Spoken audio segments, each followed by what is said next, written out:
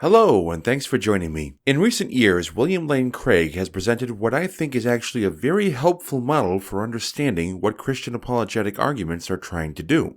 He says they're trying to raise the intellectual price tag of atheism, in the hopes that we will eventually find it too high to maintain and adopt Christianity. Or, using my theory that apologetics is not a conversion tool but a retention tool, in the hopes that Christians who might find atheism attractive will instead find it unattractive. Craig says that the atheist can always avoid the conclusion of, say, the Kalam cosmological argument by rejecting the A theory of time, but he says that is a very hefty intellectual price to pay, and he hopes that the atheist will find it unacceptable.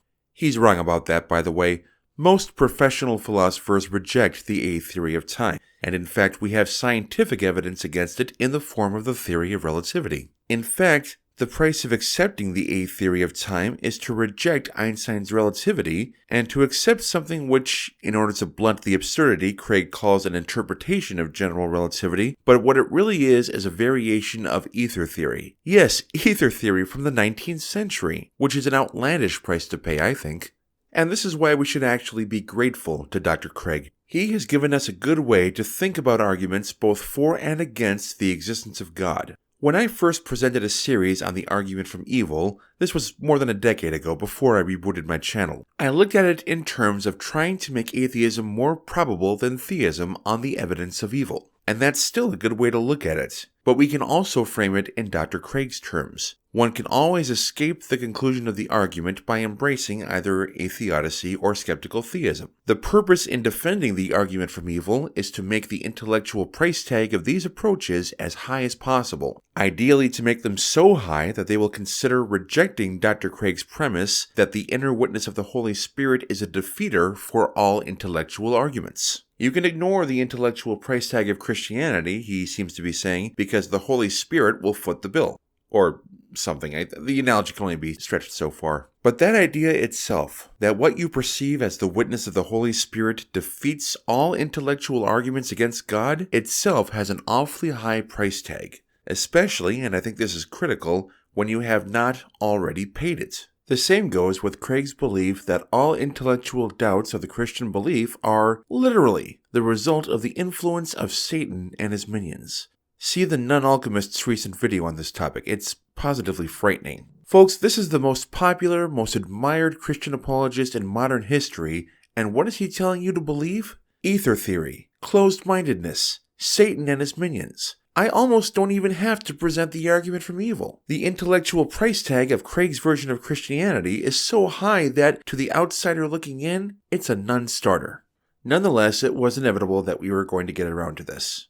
So here is the intellectual price tag of being a Christian in light of the existence of evil and suffering. This will largely be an adaptation of the same video series I did more than a decade ago.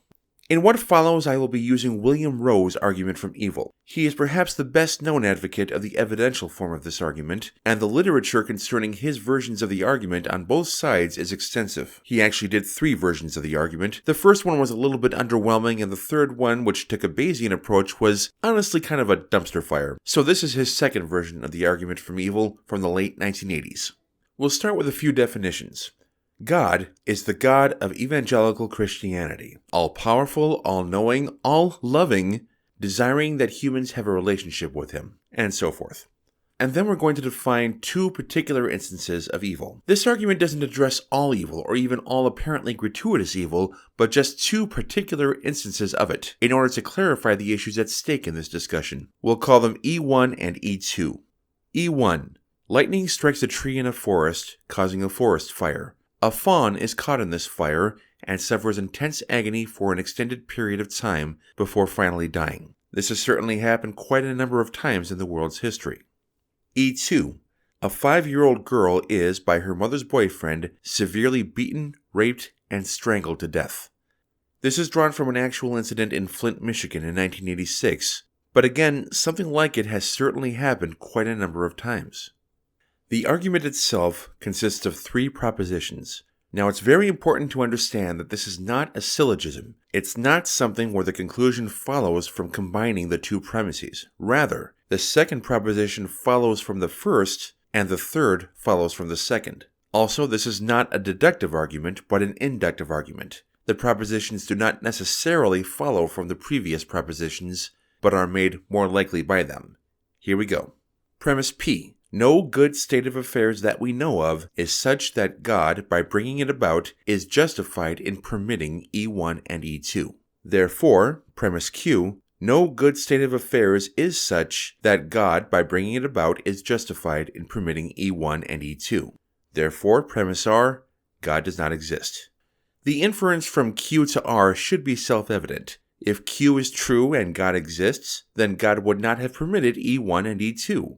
But they did happen. So there are two avenues open to the Christian who tries to attack the argument, attacking the truth of P and attacking the inference from P to Q. When Christians attack the former by attempting to show that we do know of a good state of affairs, such that God bringing it about justifies his permitting E1 and E2, this is called theodicy. Examples of popular theodicies include the free will defense, the soul-making defense, the natural laws defense, and so on. Now, what are the virtues of a good theodicy? Nick Drakakis defines a good theodicy as one which justifies God permitting evil, but which also conforms to the following three conditions. First, it is plausible in light of our shared common sense beliefs about the world. For example, that an external world exists, that other minds exist, and so on. Second, it is plausible in light of widely accepted scientific and historical views. For example, the age of the universe, evolution by natural selection, and so on. And third, it conforms to widely held intuitive moral views. For example, that punishment should not be cruel or unusual. Now, there have been a lot of theodicies proposed by Christians over the centuries. But in recent decades, there has been a large and growing school of thought among Christians that no theodicy is satisfactory, that we simply don't have an explanation for the existence of apparently gratuitous evils that we can accept. These Christians have shifted their focus to attacking the latter part of the argument, the inference from P to Q. This is called skeptical theism. Skeptical theists try to show that just because we know of no successful theodicies does not mean that there are none, or even that we're justified in concluding that there are none. Now, before going too deeply into the defenses against the argument from evil, let me address the initial justification for drawing an inference from P to Q. Making epistemic leaps from the known to the unknown is something that humans do every day, and is regarded as not only justified but standard. For instance, we see no 50-foot-tall human beings. Therefore, we are justified in concluding that no 50-foot-tall humans exist. The strength of that justification depends on the exhaustiveness of the search. In the case of 50-foot humans, we have today close to 8 billion normal-sized humans who would no doubt speak up if they saw one, as well as various types of monitoring technology operating in and around the populated areas of the world. If a 50-foot human existed, we would probably know it. In the case of Christianity, we have a history of 2,000 years of scholars and theologians having collectively spilled billions of words of ink on the subject, trying to come up with a successful theodicy. No theodicy is universally accepted as successful. No theodicy is even accepted by a sufficient number of Christians that rejecting it puts a Christian on the fringe of the ideological movement. For every major theodicy you can think of, there are mainstream Christians who accept it and mainstream Christians who reject it. This would likely not be the case if we had an unambiguously successful theodicy.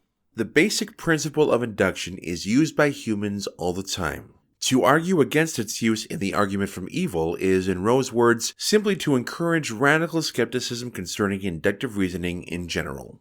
Now let me wrap up this initial video by discussing an approach to the argument from evil that, in my view, is probably the most common approach for a Christian to take. They rarely state this reasoning explicitly, but it is quite evident from their writings, as well as from the testimonials of former Christians, that this is what they're thinking. It's known as the Moore shift, after philosopher G.E. Moore, and it goes like this. The atheist is making the argument that if AE, the argument from evil, is sound, then God does not exist. AE is sound, therefore God does not exist. The Moore shift is to reason as follows. If AE is sound, then God does not exist, but God does exist. Therefore, by modus tollens, AE is not sound. Craig puts it like this, quote, "The real question is God's existence improbable relative to the full range of the relevant data? That will include not only the evil and suffering in the world, but things like the origin of the universe, the fine-tuning of the universe for intelligent life, biological complexity that has so impressed Antony Flew that this world-famous atheist, despite the problem of evil, has come to believe in God." End quote. He goes on to mention the moral argument, the argument for the resurrection, and so on, but before going on, I want to briefly address the Antony Flew affair. Antony Flew, one of the most prolific and intellectually grounded atheists of the 20th century, announced that he had converted to a form of deism at age 81, only a few years before his death from advanced dementia. His sole book on the subject, There Is a God, was entirely ghostwritten by Christian apologists. Flew's sole contribution to the book seems to have been, when he was shown the manuscript, to say, "Okay, I'm too old for this kind of work."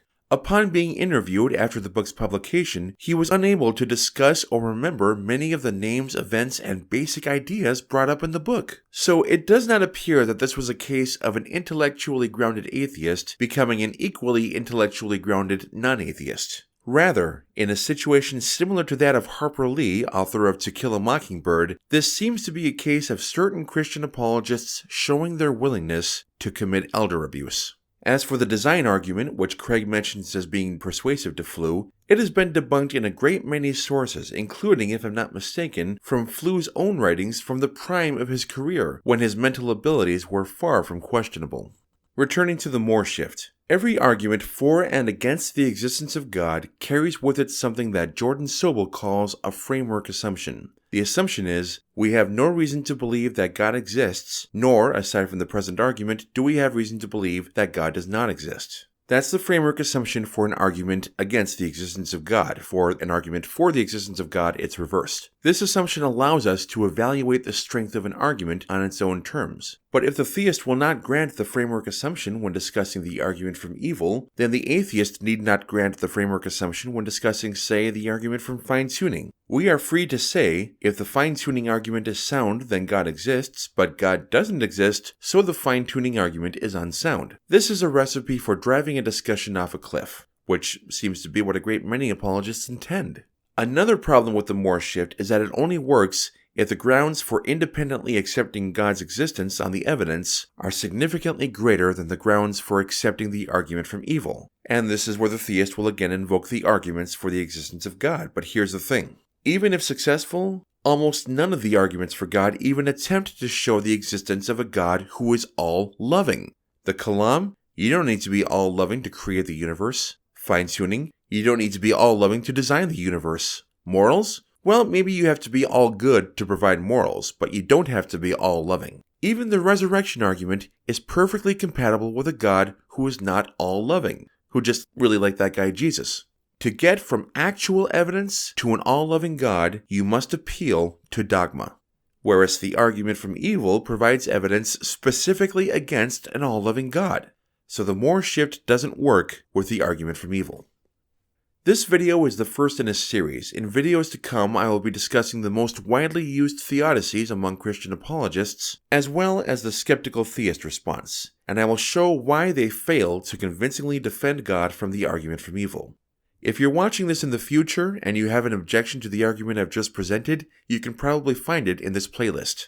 Also, if you're watching this in the future, could you give me some stock market tips? I'm still waiting for that YouTube money to, kick in. If you're watching this in the present, you'll have to wait until I get around to your preferred objection. But if you want to speed things up, you can leave your objection in the comments below, as well as any other thoughts you have about the argument from evil. And if you want to help my channel grow, please hit the like, share, and subscribe buttons. Thanks for joining me at the start of what I know will be an interesting journey for all of us. I'm David John Wellman, and the rest is up to you.